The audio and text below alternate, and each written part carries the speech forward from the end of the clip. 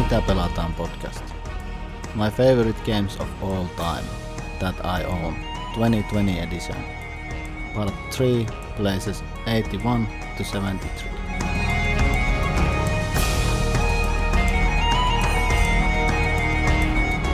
Welcome back to the list, and today we are going through 9 games that are new on the list and maybe wouldn't be on the list unless I had dropped the previous 9 games lower on the list. And without further ado,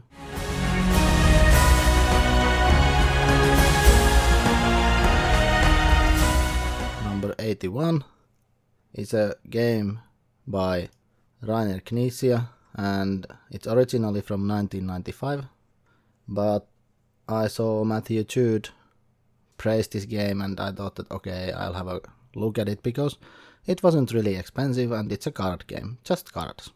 2 different types of and sizes of cards. It's High Society.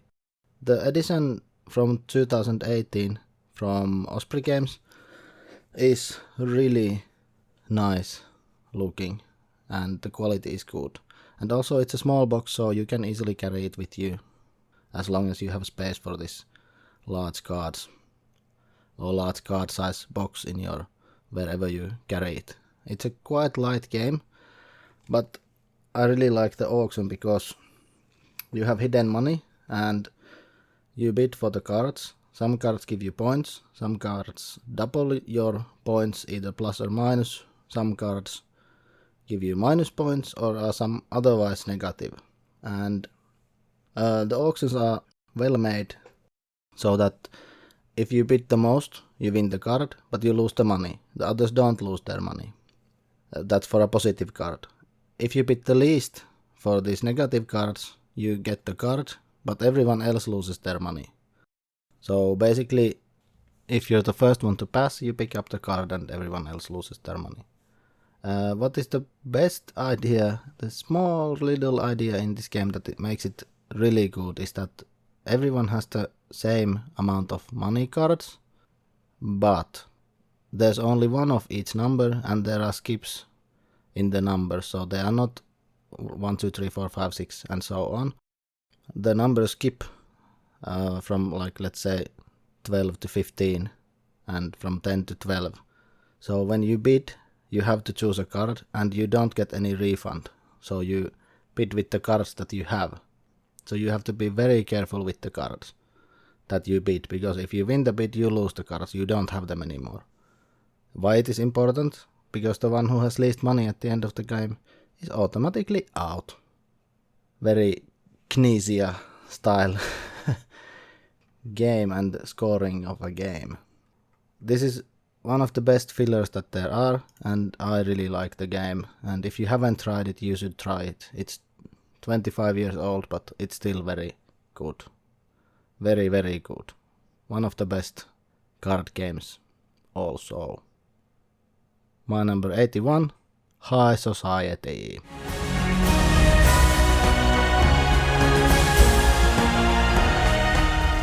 My number 80 is a game from 2019. I have it in German because I don't even know if there is English copy.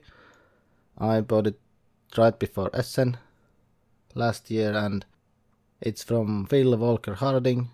It's a, in a way, roll and write, but it's a flip and write, but you write to the cards of the game. What? Yes, you write to the cards. It's silver and gold. The cards are small islands, and you're supposed to fill the islands, and they have different symbols that when you fill those symbols, you get some bonus, and then when you completely fill a card, then you get a new card, and the one with the most points wins the game. And you draw a different shape depending on the card that you take from the draw deck. The draw deck has different shapes in the cards, and all of them don't come out. But whatever comes, then you draw it and try to fill your islands. You have more than one island in front of you. If I remember right, you have 2, and then you fill those 2 and you collect them, and then you get some points according to what symbols you drew on, and marked from your bonus card that dictates the scoring. Really quick and nice game and doesn't take much space, and a bit different take on a flip and write, because you write to the cards with the marker. Of course not a permanent marker, but with a marker anyway. My number 80, Silver and Gold.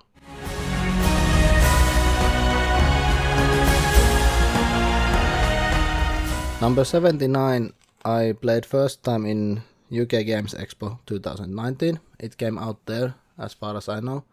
It's from Gamebrite, and again a game from Phil Walker Harding. It's a redone card drafting game. This time it's a dice drafting game, and it's Sushi Roll. This is especially good with 3 people, and it's really a good take on the game, because Sushi Go is a really good game. It's easy game, but this one is easier to teach, especially to new players, because all the dice are open, so all the information is open, what you can pick from the dice and to the direction where it moves to. With Sushi Go, the cards are hidden, they are in your hand, so you can't really help that much if someone is playing for the first game. Of course you can say that these symbols are this and blah blah blah, but with this you can help during the game. Also, the information being open and visible all the time makes it more strategic.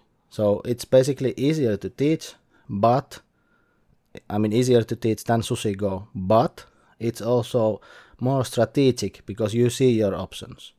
The dice come from a back randomly, so all the dice are not available every round, and you have to make best of the dice that are taken from the back and rolled, and that's about it. Basically, you just collect different sets and try to score more points than others. And this is a really good game. I really like it. My number 79, Sushi Roll.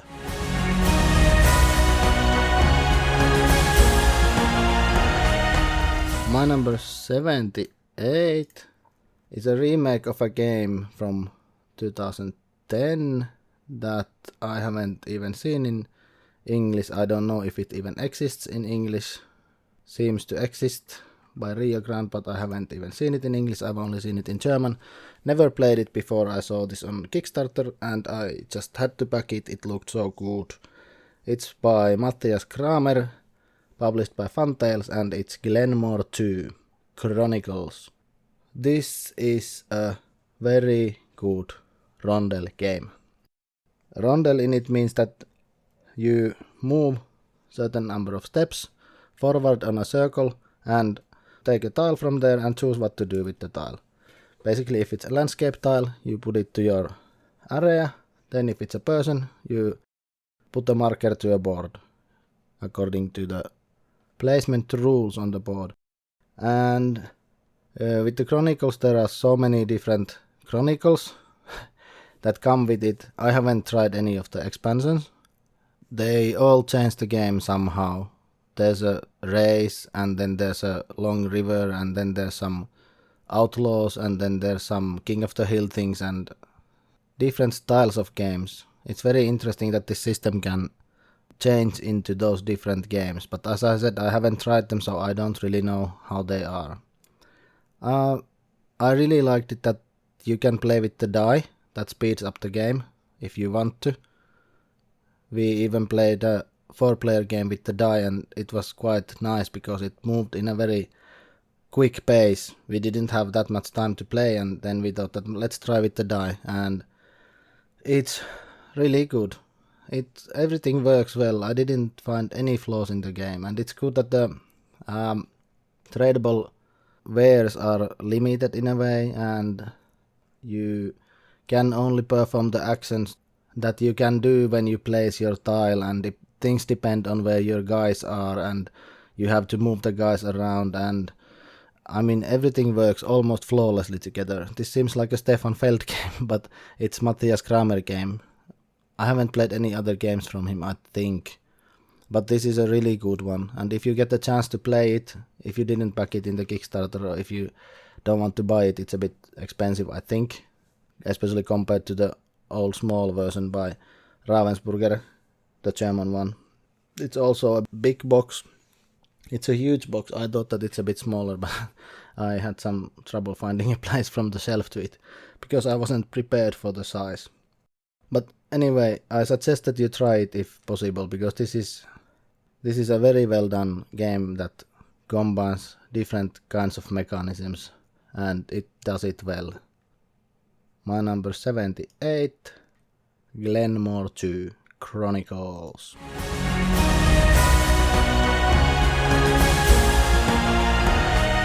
My number 77 is at the very top of Roy Canada's top list of games of all time, and this is a game that he's really advertising to be good and blah blah blah, and I finally gave in getting this game. This is Heroes of Land, Air and Sea, and I found it from a discount, so I had to buy it, had to, so to say, with air quotes, had to buy it. And of course when I bought it I had to buy with the expansion as well.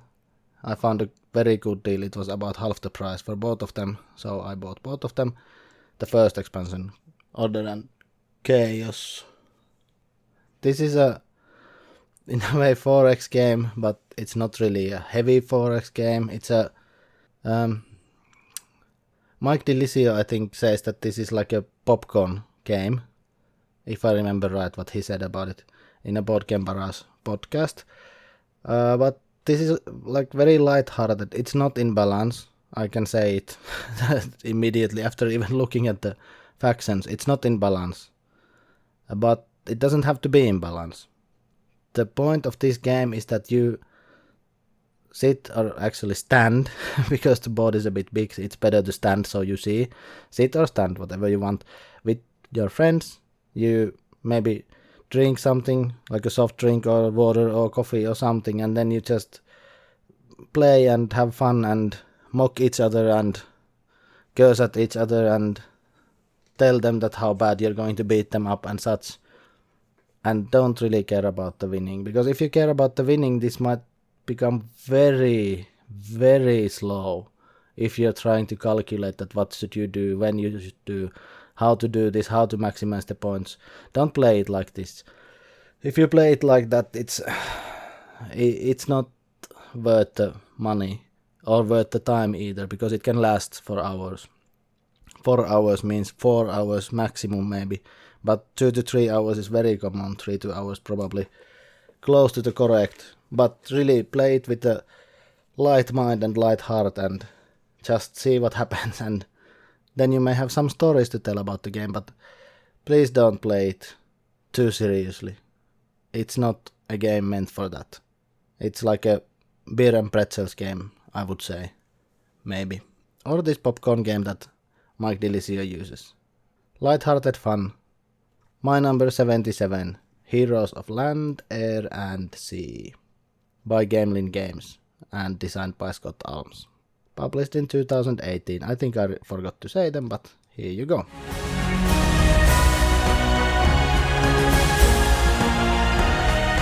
My number 76 is a game from last autumn.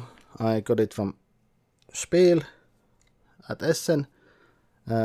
It's published by Feuerlandspiele, and the English version is by Capstone Games. By the way, they are really on a roll at the moment. Capstone Games is publishing ridiculously good stuff lately, and they are getting great contracts, and congratulations to Clayton Ross, you're doing a great job. The game is designed by Karsten Lauber. This is the first game I see from him, and it's also recommended by Uwe Rosenberg on the rulebook, and if you get Uwe recommendation, you have to be a good game. And this is Crystal Palace. I wrote a written review on this in English.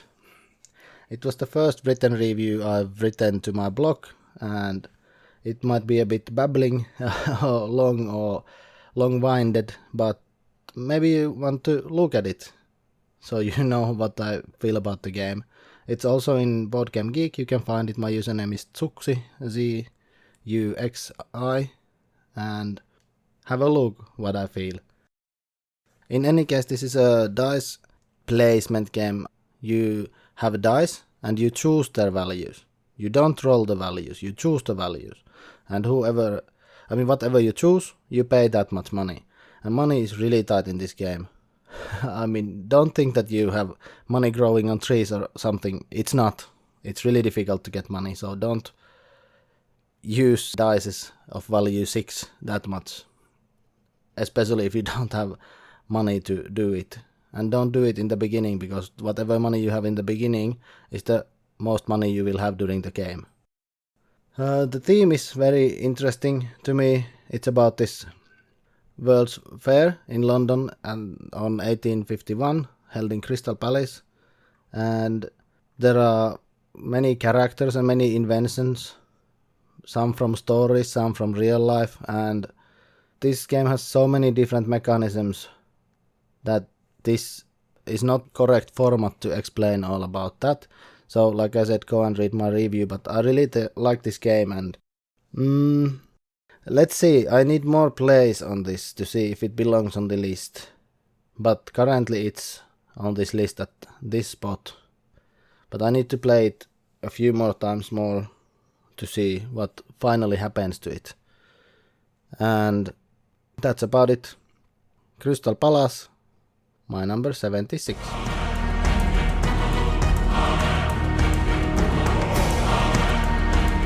My number 75 is also a game from last year. This is from Shem Phillips and Garphill Games, also by Renegade Game Studios. And this is the first game in Shem Phillips' line that piqued my interest in these games. And this is Paladins of West Kingdom. I looked at Architects earlier. It seems very, very, very lightweight to me. I've played it since and it's lightweight to me. Paladins seem to be somehow of a correct weight to me and to my taste. And thus I wanted to try it. And Sam was kind enough to send me a copy of Paladins and also Architects of the West Kingdom, so thanks to him. And this one is a really good game, but it's so long. At least the first play was ridiculously long with 3 people. And it could be quicker than 3.5 hours or 3 hours, however long it took. But the first play is really long. If you haven't played it, try to play it with someone who has played it and is willing to, in a way, hold your hand a bit. Because otherwise you can really get your head stuck with all the possible options. There are not that many options, you don't have that many workers, but because things combo with each other. If you put worker there, you get a worker there, and you can do this, and you can do this, and you can do that, and then you can do this if you do this, if you do this. Oh, I don't have one worker, I have one worker too few. What will I do? Oh, I'm missing this one resource. So try to play it first time with someone who has played it before, because otherwise you can get your brain tied into a knot. And it can be really difficult to open it during the game. I noticed that I'm getting AP with this game, but it becomes easier on the following plays. And I think you should never even try to play it with 4. It's 2 or 3 player game. I haven't tried the solo, but 2 or 3 player, it's a great game like that. And that was my number 75, Paladins of the West Kingdom.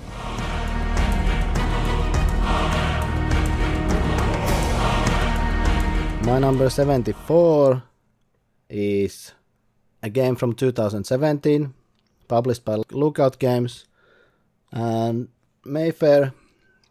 I have the Mayfair edition, and it's designed by Uwe Rosenberg, and it is Newsfjord. It's about a small village in Norway, and not really, but basically you're in this fishing village, you're building buildings, you're fishing, of course, because you're in a fishing village. Then you're giving food to the elders to persuade them to join you, and then you go on, and at the end of the game you count the points, and then the most points wins. There's also shares in the game, kind of an odd mechanism to Uwe Rosenberg, but he's using it in this game, I don't know why, but it suits the game. I want to try this 2-player.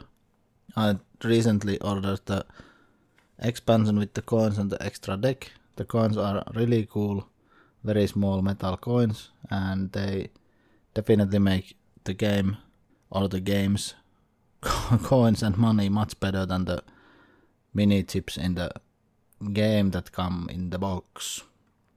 This is maybe a bit, how should I say, hidden gem from Uwe Rosenberg. It didn't get that much hype or that much attention as it should get compared to the Agricola or Caverna or A Feast for Odin, but it's still a very good game, and I suggest you try it if possible, and especially if you like Uwe's games. It's a bit different than his other games, so even if you don't like his games, you might like this one. Or if you like his games, you might not like this one actually, but give it a try. It's at least some kind of a new game. Like, he seems to do same things quite often, over and over. But in this one, I think it's good because it has some fresh mechanisms and it has freshness. Although it's in a fishing village and the sea smells of fish and fish smells bad, and I'm very allergic to fish, so the theme doesn't suit me at all, except that it's in Norway, at the fjords. I want to see fjords at some point. But otherwise, my number 74, Nusfjord.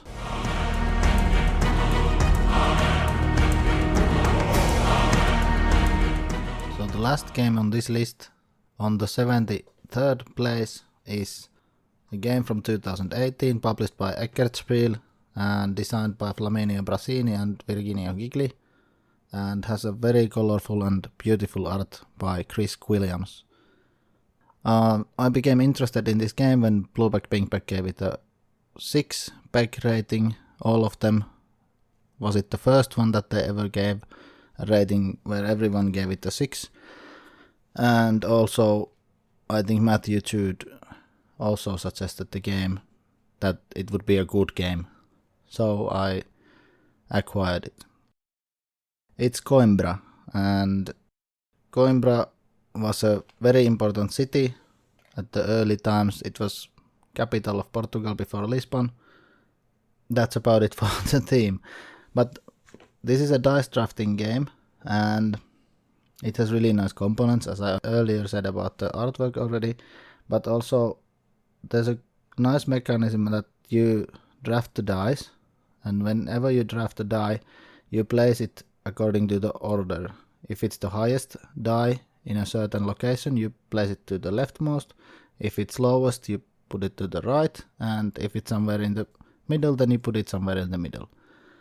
And what is interesting is that if you choose a high value dice, especially when recruiting characters, you have to pay as much as there are pips on the die that you've chosen. You go first with the high value die and last with the low value die. So choose carefully, because you have to pay either in cards or coins. And it has very many mechanisms in it. You can move on the map and you can invest on journeys, and you go up on influence tracks. Different tracks give you different income depending on things, and it's really based on the dice drafting. So whatever dice you draft, that will dictate what you can do in that round.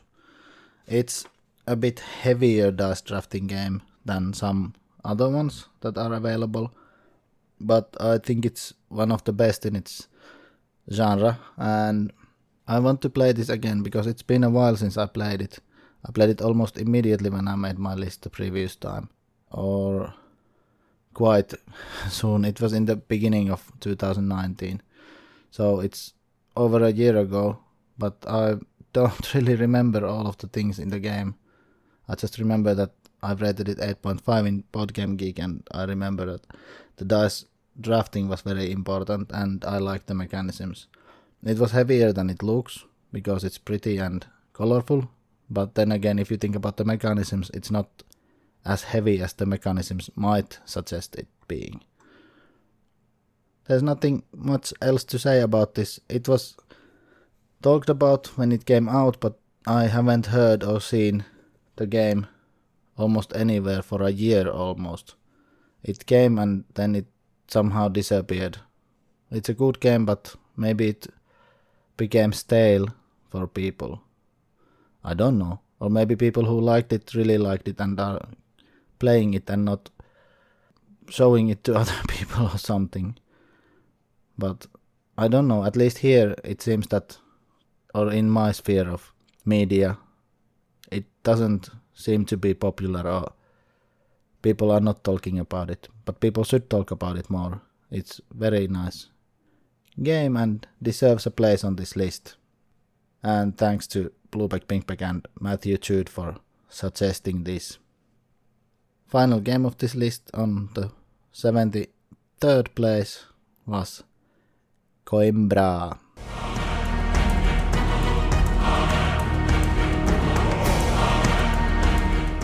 So that was the list this time. Thanks for listening. Next time there will be again new games, new to me games, but not very newly published. None of these are from this year. Some might be from last year.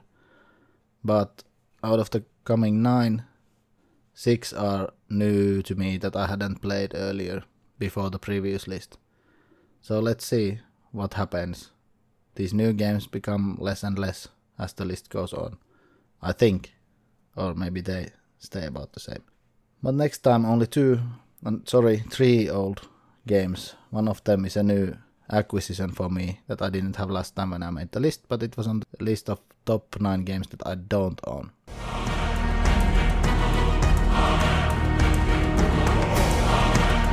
You can find this podcast from SoundCloud under the name Mitä Pelataan, also from iTunes and Spotify.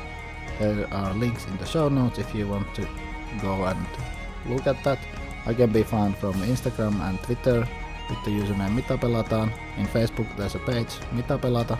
I have a blog mitapelataan.wordpress.com and you can find all my links from linktree/Mitä Pelataan. You can email me at mitapelataan.gmail.com in case you want to do so. Feel free to comment, subscribe, leave a review, however you want to, but interact with me on this list at least, so I get some feedback on it. Thank you again and bye bye. Thank you for the music. Goes to Grimwater.